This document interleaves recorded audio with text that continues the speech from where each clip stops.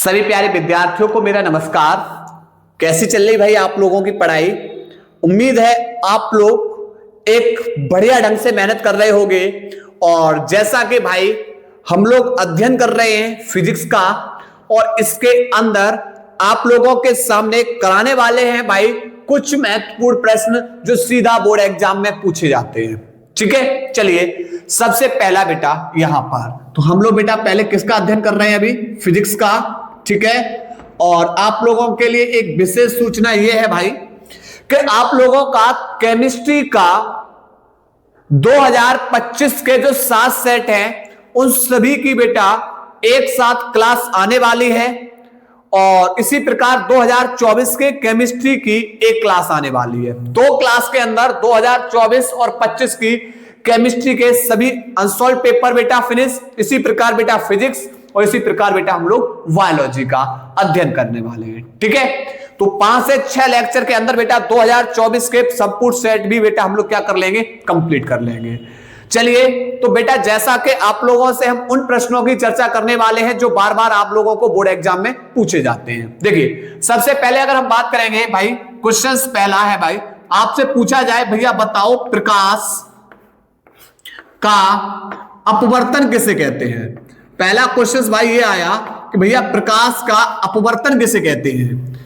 तो आप बोलोगे कि सर जब प्रकाश की किरण को हम एक माध्यम से दूसरे माध्यम में प्रवेश कराते हैं तो वह सीधी ना जाकर अपने मार्ग से विचलित हो जाती है। यही घटना क्या कहलाती है? प्रकाश का अपवर्तन। क्या कहलाएगी भाई? प्रकाश का अपवर्तन। समझो, जैसे बेटा ये बेटा एक सतह है, यह एक सतह है जो 2 माध्यम को अलग करती है।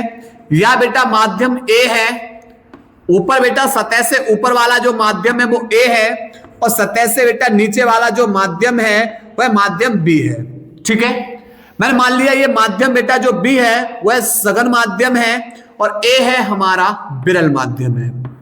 ठीक, इसी प्रकार हमने बेटा एक चित्र और बनाया। ये बेटा यहां पर ये अब की बार हमने कौन सा ले लिया? ये हमारा सघन माध्यम हो गया, और ये वाला बेटा अब की बार हमने कौन सा ले लिया? विरल माध्यम। ठीक, यह बेटा माध्यम को अलग करने वाली क्या है? सतह। अब सुनो, जब आप बेटा प्रकाश की किरण को किस पे? सतह पर आपतित करा रहे हो। जब प्रकाश की किरण को बेटा क्या करा रहे हो? सतह पर आपतित करा रहे हो। यहां पर बेटा डाल दिया एक अभिलंब, यहां पर एक बेटा क्या डाल दिया? अभिलंब। ये कुछ इस तरीके से। ठीक है, तो क्या होगा? यहां पर प्रकाश का अपवर्तन क्या बताया? जब प्रकाश की किरण को हम एक माध्यम से दूसरे माध्यम में प्रवेश कराते हैं, अगर समान माध्यम होता तो भैया ये प्रकाश की किरण बिल्कुल सीधी चली जाती समान माध्यम में, ध्यान रखना। लेकिन जब प्रकाश की किरण एक माध्यम से दूसरे माध्यम में प्रवेश करती है तो वह सीधी ना जाकर अपने मार्ग से कैसी हो जाती है? विचलित हो जाती है। ठीक है, और जब आप बेटा प्रकाश की किरण को विरल से सघन में लेकर जाओगे तो यह सीधी ना जाकर बेटा अभिलंब की ओर क्या हो जाती है? झुक जाती है। ठीक है, ये बेटा हमारा अभिलंब हो गया, ये हमारा कौन हो गया? अभिलंब हो गया। ठीक है, सतह की ओर आने वाली किरण को हमने क्या बताया भाई? ये बेटा हमारी है आपतित किरण। ठीक है, ये बेटा कौन है? अभिलंब। ये कौन भाई? अभिलंब। और ये बेटा कौन सी किरण है हमारी? अपवर्तित किरण। तो आप बोलोगे कि सर यहां पर आपतित किरण और अभिलंब के बीच में एक कोण बन रहा है, इस कोण को बेटा बोलते हैं आपतन कोण। क्या बोलेंगे भाई? आपतन कोण। इसे किससे लिखेंगे? आई से। इसी प्रकार बेटा ये वाला जो एंगल होगा ये बेटा हमारा कौन होगा? ये कोण बेटा कहलाएगा हमारा अपवर्तन कोण।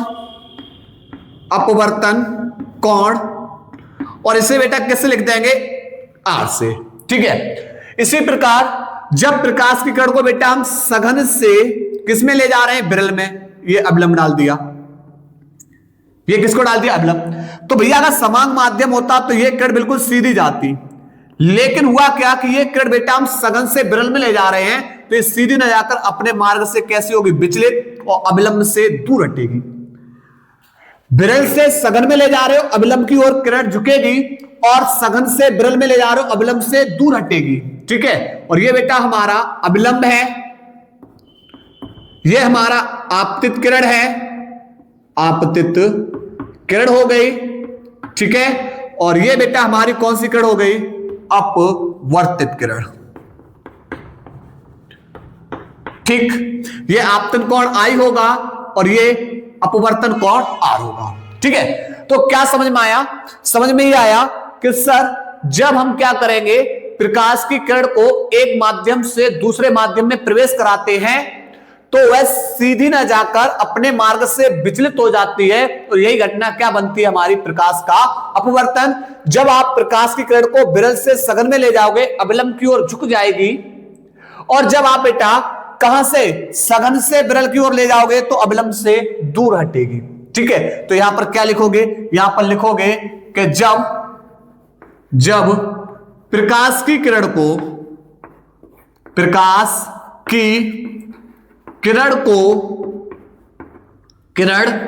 को एक माध्यम से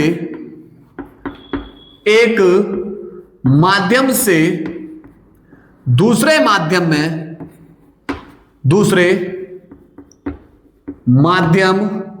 में प्रवेश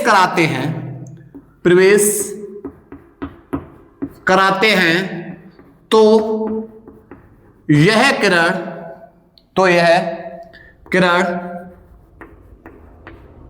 सीधी न जाकर अपने मार्ग से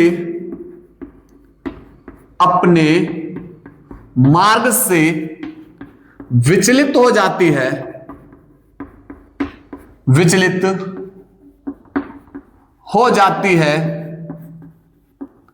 प्रकाश की यह घटना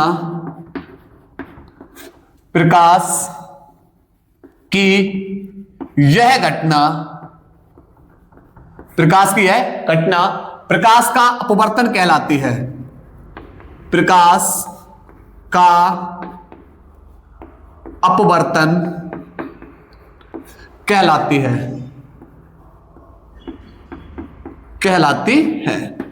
ठीक है, पहले तो बेटा परिभाषा। अब आपको बेटा पूछता है नियम। बाबूजी आपसे क्या पूछता है भाई? नियम पूछता है आपसे। बेटा क्या पूछता है? नियम, कि भैया इसके नियम बताओ। तो इसके भैया दो नियम है। कितने नियम भाई? दो नियम। पहला नियम क्या है? आप बोल रहे सर पहला नियम होगा कि ये आपतित किरण देख रहा हूं, ये अविलंब देख रहा हूं, और ये हमारी अपवर्तित किरण है। तीनों का जो तल बिंदु है वह क्या है? एक ही है। तीनों का तल बिंदु क्या है? एक ही है। दूसरा नियम क्या है? कि इस आपतन कोण आई का मान तथा अपवर्तन कोण, ये आपतन कोण आई तथा अपवर्तन कोण, इनकी ज्या का अनुपात सदैव कैसा होता है? नियत होता है। सदैव कैसा होता है? नियत होता है। तो भैया पहला नियम में क्या लिखोगे? पहला नियम में लिखोगे आपतित किरण कॉमा अपवर्तित किरण तथा अविलंब तीनों एक ही तल बिंदु पर मिलते हैं।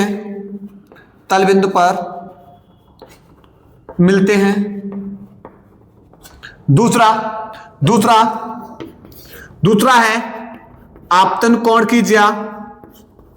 आपतन कोण की ज्या तथा अपवर्तन कोण की ज्या का अनुपात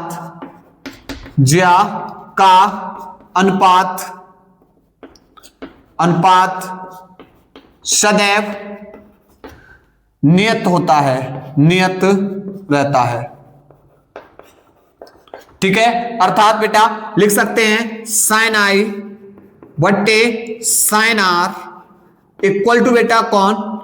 नेतांक सदैव कैसा होता है, नेतांक होता है। इसी को क्या बोलते हैं, इसे स्नेल का नियम कहते हैं भाई, इसे स्नेल का नियम भी कहते हैं, नियम भी कहते हैं। तो आपसे बच्चे अगर पूछ लिया जाए कि बाबूजी बताओ स्नेल का नियम, तो साइन आई बट्टे साइन आर इक्वल टू नेतांक, ठीक है। इसकी शॉर्ट लीजिए यहां तक, उसके बाद फिर बेटा अगला इंपोर्टेंट टॉपिक आप लोग कराएं। चलिए पहले इसकी शॉर्ट ले लो यहां तक। इसके बाद भाई एक जबरदस्त नियम पढ़ने वाले हैं, 4 नंबर का आपसे बेटा सीधा पूछा जाता है क्या, कि भैया ओम का नियम बताओ तथा जाको सत्यापन करो। समझ में आया नहीं आया भाई, क्या पूछेगा, ओम का नियम तथा इसका सत्यापन। बेटा हेडिंग क्या रहेगी हमारी, हेडिंग हमारी रहेगी ओम का नियम, ओम का नियम, ठीक है। चलिए आओ देखते बेटा ओम का नियम। ओम का नियम क्या बोलता है, बोलता है भैया ये नियम दिया किसने था, ये नियम दिया था भाई जॉर्ज साइमन ओम ने। इन्होंने अपने प्रैक्टिकल में क्या किया था, इन्होंने अपने प्रैक्टिकल में क्या किए, विभिन्न प्रकार के तार लिए, उन तार में इन्होंने क्या की, धारा प्रवाहित की और उसके स्रोत पर क्या उत्पन्न होगा, वोल्टेज विभवांतर उत्पन्न हुए। तो इन्होंने क्या देखा, विभिन्न प्रेक्षणों से देखा कि जैसे जैसे धारा के मान में वृद्धि होगी बेटा वोल्टेज के मान में भी क्या होती है, वृद्धि होती है। अर्थात जब इन्होंने बताया, इन सब से एक निष्कर्ष निकाल के बताया, क्या बताया कि भैया अगर हम किसी चालक की भौतिक अवस्थाएं नियत रखें, यदि हम किसी चालक की भौतिक अवस्थाएं जैसे ताप दाब आदि को क्या रखें, नियत रखें, तो उस चालक के स्रोत पर लगाया गया जो विभवांतर होगा उसमें प्रवाहित धारा के कैसा होता है, समानुपाती। किसी उस मैंने क्या बताया, एक चालक की भौतिक अवस्थाएं जैसे ताप दाब आदि को नियत रखें तो उस चालक के स्रोत पर उत्पन्न विभवांतर, उस चालक के स्रोत पर उत्पन्न विभवांतर उसमें प्रवाहित धारा के कैसा होगा बाबूजी, समानुपाती। बी, समानुपाती का चिन्ह हटाओ, एक बराबर का चिन्ह ले आए, यहां पर बेटा कौन होगा आई, और इनटू में जो नेतांक के रूप में लेकर आए बेटा वो लेकर आए आर को। यहां पर आर क्या है, यहां पर आर बेटा और कोई नहीं विद्युत प्रतिरोध है। कौन है भाई, विद्युत प्रतिरोध है, ठीक है। तो यहां से अगर देखें आर ये गुणा में दूसरी ओर जाके भाग में, तो आर बराबर हो जाएगा बी अपॉन आई, ठीक है। और ये बेटा विद्युत प्रतिरोध क्या है, समानुपाती नियतांक है, क्या है, समानुपाती नियतांक। तो क्या बताया, इस नियम के अनुसार क्या लिखेंगे बाबूजी, लिखेंगे इस नियम के अनुसार, इस नियम के अनुसार किसी चालक की भौतिक अवस्थाएं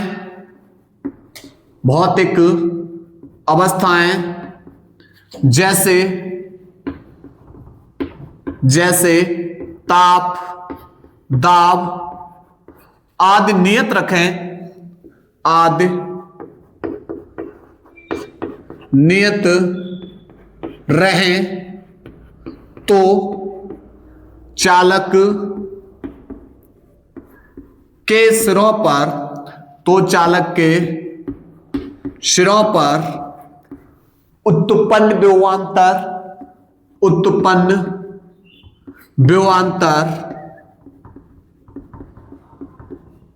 चालक में प्रवाहित धारा, चालक में प्रवाहित धारा, चालक में प्रवाहित धारा के समानुपाती होता है, समानुपाती या अनुक्रमानुपाती शब्द बेटा क्या ले सकते हो, अनुक्रमानुपाती होता है,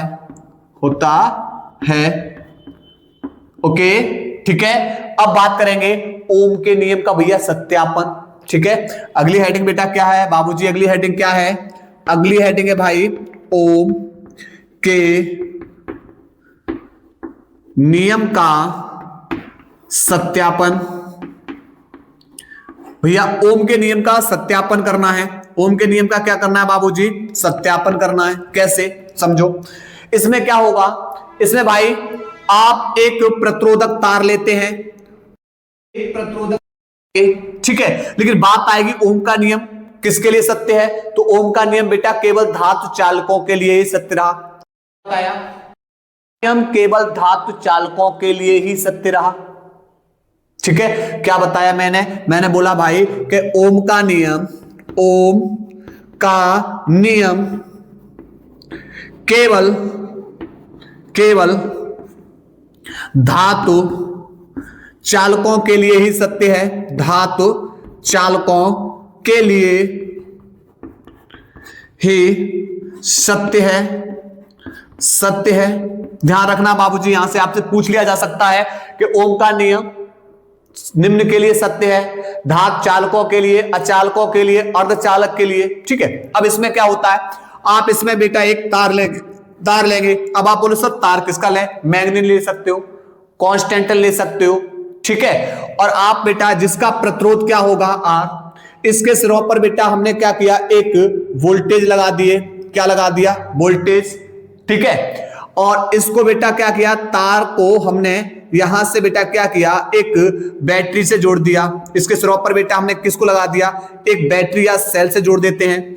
एक बेटा हमने लगा दी कुंजी। उसके बाद बेटा यहां से बेटा क्या किया हमने बेटा, एक आगे बेटा एक धारा नियंत्रक लगा दिया, एक क्या लगा दिया बेटा, धारा नियंत्रक को लगा दिया, ठीक है। ये हमने बेटा क्या लगा दिया, धारा नियंत्रक,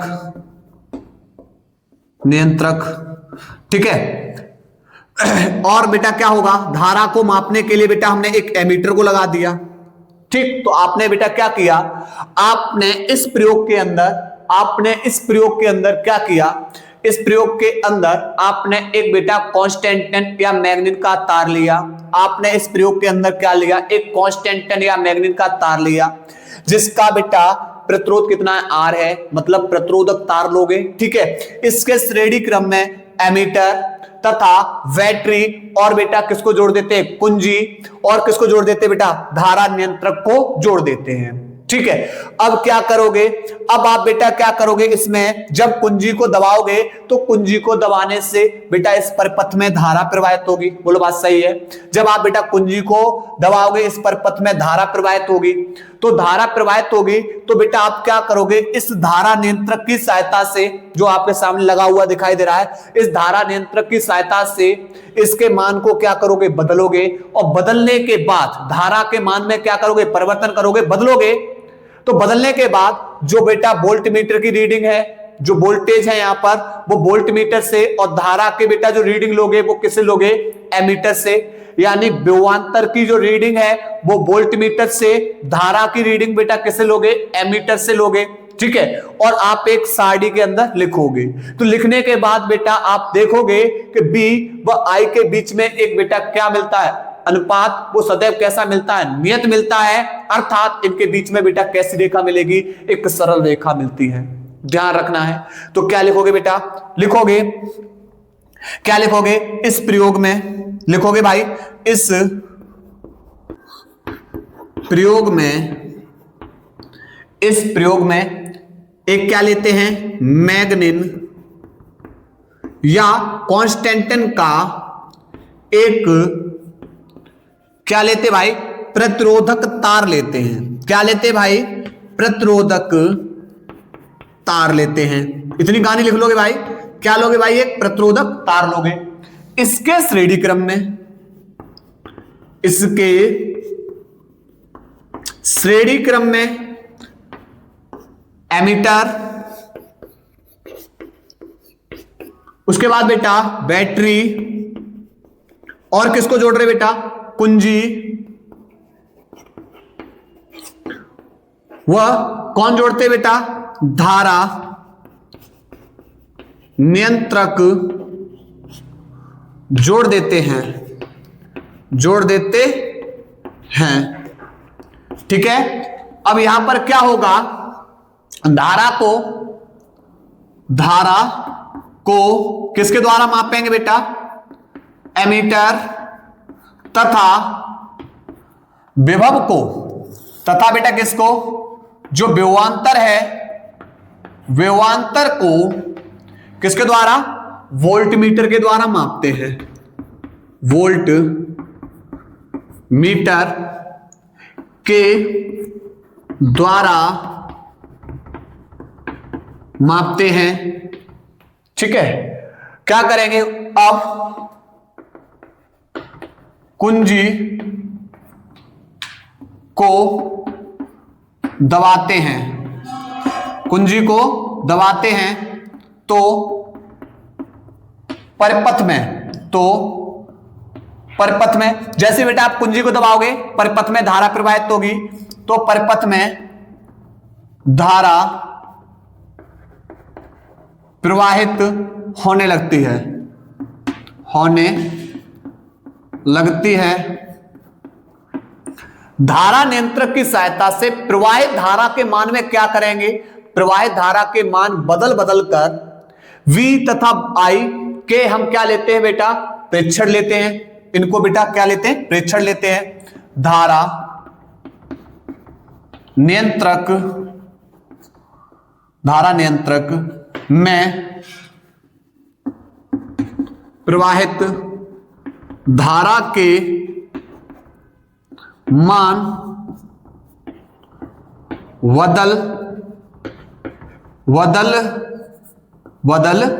बदल कर V तथा I के प्रेक्षण लिखते हैं।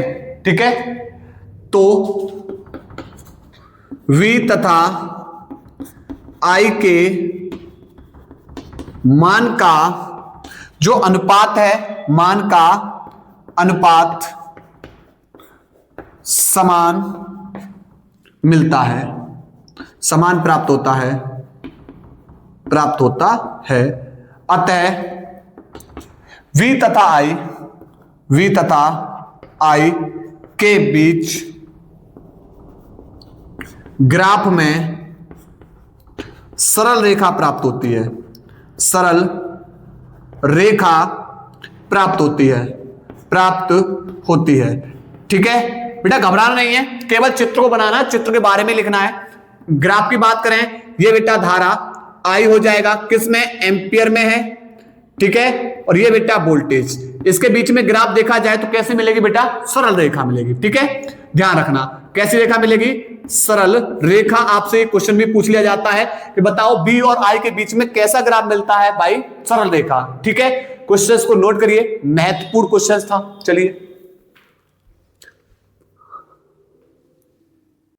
इसके बाद बेटा एक जबरदस्त टॉपिक पढ़ने वाले हैं। अब वो जबरदस्त टॉपिक क्या है, आपसे पूछ लिया जाए भैया बताओ प्रतिरोधों का संयोजन श्रेणी क्रम में और समांतर क्रम में, वेरी इंपोर्टेंट बेटा आप लोगों के लिए, ध्यान रखना। अगली हेडिंग क्या भाई, प्रतिरोधों का संयोजन, प्रतिरोधों का संयोजन। ठीक है, दो प्रकार से करते हैं। नंबर एक, पहला श्रेणी क्रम में, और दूसरा बेटा कौन सा हमारा भाई, समांतर क्रम में, ध्यान रखना। ठीक है, आओ समझते भाई, समझते बाबूजी, ध्यान रखना। श्रेणी क्रम में एक पॉइंट ध्यान रखना, श्रेणी क्रम में धारा, प्रत्येक प्रतिरोध में बेटा धारा कैसी रहेगी, धारा समान मिलेगी, विभव कैसा होगा भाई, भिन्न, विभव भिन्न होगा। ध्यान रखना भाई। समांतर क्रम में क्या होगा, समांतर क्रम में बेटा ध्यान रखना, इसमें बेटा वोल्टेज समान होंगे, विभव समान होगा, वोल्टेज समान होंगे, धारा भिन्न होगी, धारा भिन्न। ठीक है, ध्यान रखना इस चीज के बारे में।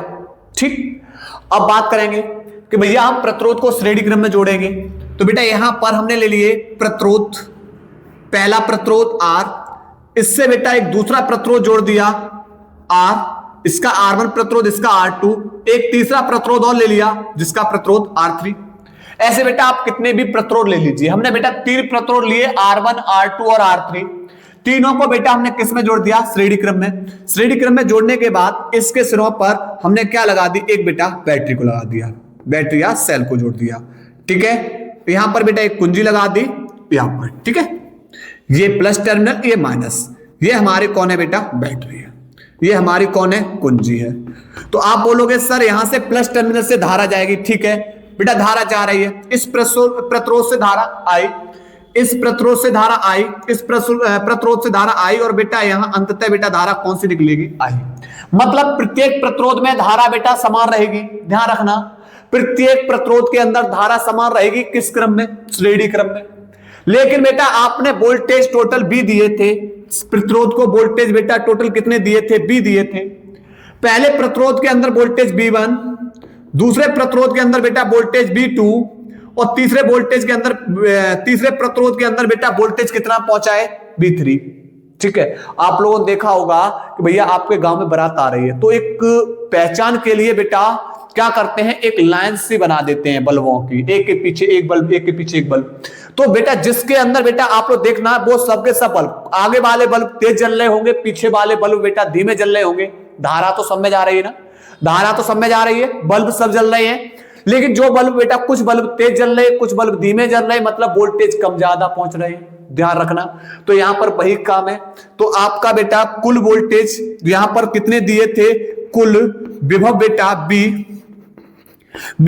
बराबर किसके होगा, B1, B2, B3 के, B बराबर B1 plus B2 plus B3 के। इसमें बेटा आपने कुल वोल्टेज दिए थे कितना, B दिए था, वो किसके बराबर होगा, वो बराबर होगा B1 plus B2 plus B3, क्योंकि भैया 3 भागों में बट गए यहां पर, ठीक। अच्छा एक बात बताओ बाबूजी, एक बात बताओ, ओम का नियम पता है ना, ओम का नियम, ओम का नियम, ओम के नियम से, ओम के नियम से आप बोले जी हां सर, B बराबर क्या होता है, I इंटू आर। ओम के नियम से बेटा क्या होता है, B बराबर I इंटू आर। आपको किसका मान पता लग गया, V का। अब प्रत्येक में बेटा धारा समान रहेगी, ऐसे बेटा अगर हम V1 लिखना चाहें तो V1 बराबर आप बोले सर धारा समान रहेगी प्रतिरोध R1, ऐसे तो B2 बराबर धारा तो समान R2। B3 लिखना चाहें तो B3 बराबर हो जाएगा धारा समान है प्रतिरोध।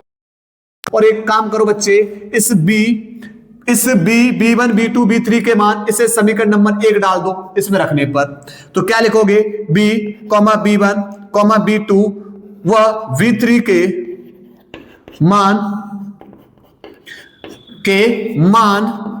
कहां पर बेटा रखोगे, समीकरण 1 में, समीकरण 1 में। चलिए रखो भाई, रखते हैं भाई, रखते हैं, चलिए समझो। यहां से देखो कौन है, B की जगह बेटा किसको लगाओगे, I इंटू आर, B की जगह लगाओगे बेटा I इंटू आर बराबर B1 की जगह I into R1 plus B2 की जगह बेटा I into R2 plus B3 की जगह I इंटू R3। बेटा यहां से देखो I इंटू आर बराबर, यहां पर भी आई, यहां पर भी आई, यहां पर भी आई, कौन कॉमन आ जाएगा, I कॉमन आ जाएगा। बोलोगे सर R बराबर, तो यहां पर कोष्टक में R1 plus R2 plus R3, क्यों बेटा सब जगह से I बाहर निकाल लिया। तो आप बोलो सर इस I से ये I कैंसिल, तो R बराबर बेटा मिलेगा R1 plus R2 plus R3। तो ध्यान रखना, जब आपके बेटा प्रतिरोध किस क्रम में जुड़े हो, जब आपके प्रतिरोध बेटा ध्यान रखना श्रेणी क्रम में जुड़े हैं, तो उसके लिए फॉर्मूला R बराबर R1 plus R2 plus R3, उसके लिए फॉर्मूला R बराबर R1 plus R2 plus R3। चलिए ऐसे ही अब बेटा हम समझेंगे समांतर क्रम में। समांतर क्रम में क्या होता है भैया, सब में वोल्टेज समान। अब सुनो, यहां पर बेटा हमने ये ले लिया प्रतिरोध, ठीक, एक प्रतिरोध ये रहा, दूसरा प्रतिरोध ये रहा, तीसरा प्रतिरोध ये रहा, ठीक है। अब इनको बेटा क्या किया, इस और सबके बेटा सिरों को मिला दिया, इसके बेटा सिरों को एक बिंदु से मिला दिया, ठीक है, इस तरीके से। इसका प्रतिरोध R1, इसका प्रतिरोध R2 और इसका प्रतिरोध R3, इसके सिरों पर बेटा हमने क्या लगा दिया, एक बैटरी से, इसके सिरों को हमने जोड़ दिया बैटरी से, ठीक है, प्लस माइनस, और ये लगा दी कुंजी। आप बोलोगे कि सर यहां से जैसे कुंजी लगाई, कुंजी को दबा रहे हो तो यहां से धारा I निकलेगी, दिख लेगी नहीं, और आई बेटा यहां तक जाएगी और यहां बिंदु पे आके ये धारा 3 भागों में बटेगी। कितने भागों में बटेगी? 3। इस वाले में चली जाएगी धारा I1, इस वाले में धारा I2, इस वाले में धारा I3। लेकिन आप टोटल भेज कितनी रहे हो? आप टोटल भेज रहे हो बेटा पूरी टोटल धारा कितनी भेज रहे? I, जो आगे जाके 3 शाखाओं में बट रही है। यहां पर बेटा शाखा एक ही थी, इसलिए बेटा सब में बेटा धारा समान। लेकिन यहां पर बेटा इसके सिरों पर जो विभव होगा, इसके सिरों पर जो वोल्टेज होगा, वो वोल्टेज कैसा होगा बेटा? समान होगा। वोल्टेज कैसा होगा? समान। ठीक है, तो इसमें बेटा धारा कैसी होगी? भिन्न भिन्न। तो आप बोलोगे सर हमने दी थी कुल धारा जो बट गई जाके I1 plus I2 plus I3, 3 भागों में बट गई, यही हुआ ना। अब क्या लिखोगे? अब यहां से कहानी होगी फिर से बेटा ओम के नियम से। ओम के नियम से, ओम के नियम से क्या है? आप बोले सर ओम के नियम से वो है B बराबर I इंटू आर। आपको किसी का मान दिखाई दे रहा? हाँ, I का मान दिखाई दे रहा है, तो I का मान निकाल सकते हैं। ये R गुणा में दूसरी ओर जाके भाग में, तो I बराबर हो जाएगा B अपॉन R। ऐसे बेटा अगर हम लिखना चाहें I1 बराबर निकालना चाहें तो आप बोले सर वोल्टेज समान है, प्रतिरोध R1 हो जाएगा। ऐसे I2 बराबर वोल्टेज समान है, प्रतिरोध R2। I3 बराबर वोल्टेज समान है, प्रतिरोध R3। इस समीकरण 1 में देखो I1, I2, I3 के मान समीकरण 1 में रखने पर I1, I2 व I3 के मान समीकरण 1 में रखने पर, समीकरण 1 में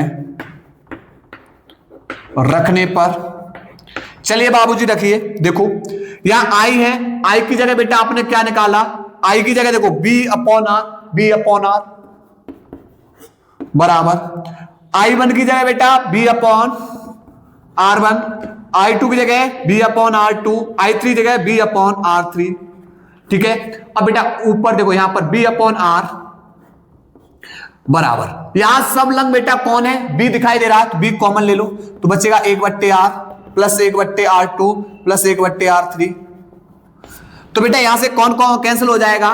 B से B कैंसिल, तो बचेगा 1/R बराबर 1/R1 plus 1/R2 plus 1/R3। ध्यान रखना बेटा, ये जब आपके प्रतिरोध बेटा किस क्रम में जुड़े हो, जब आपके प्रतिरोध बेटा समांतर क्रम में जुड़े हो, तो बेटा फॉर्मूला कौन सा लगाते हैं? ये वाला लगाते हैं। वेरी इंपॉर्टेंट क्वेश्चन है आप लोगों के लिए। ठीक है, नोट करिए भाई इसको। चलिए स्क्रीनशॉट लीजिए।